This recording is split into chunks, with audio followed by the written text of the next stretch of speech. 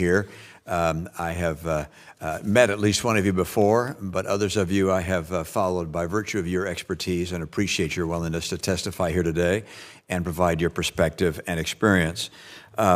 I apologize in advance for having to leave at 3:20. I have another engagement that I unfortunately will have to run to attend, but I'm deeply interested in this topic. I would underscore the significance of the year, 70 years, as an anniversary of the Korean War.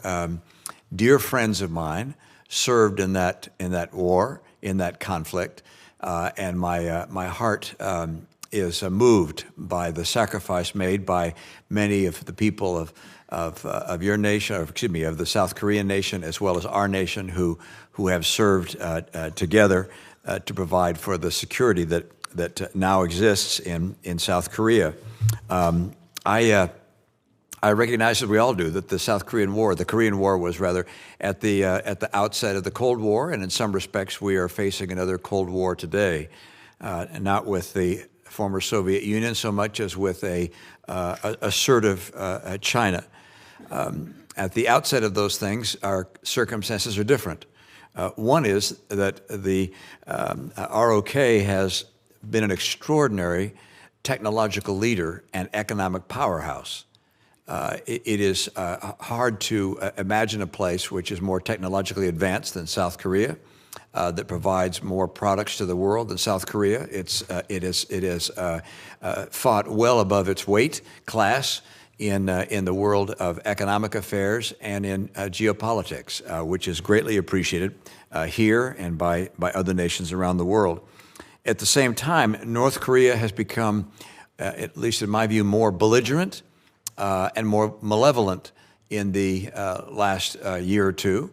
We're seeing that not only with aggressive actions with their missiles, but also with various flights and so forth that are threatening, and of course with North Korea indicating a potential to provide weapons to Russia in their invasion of Ukraine.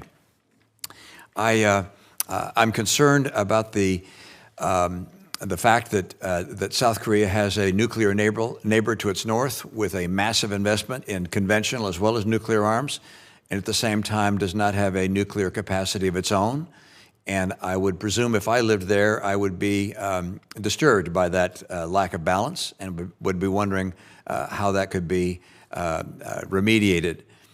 So I look forward to hearing your perspectives on these matters. I share the chairman's deep conviction that it's critical that our nations remain closely allied, that we combine our support with the support of other nations in the region, Japan, obviously in particular, and that association I'd like to get your perspective on as well. So with that, Mr. Chairman, we'll turn to your questions, and then we'll be able to hear ultimately from our panelists.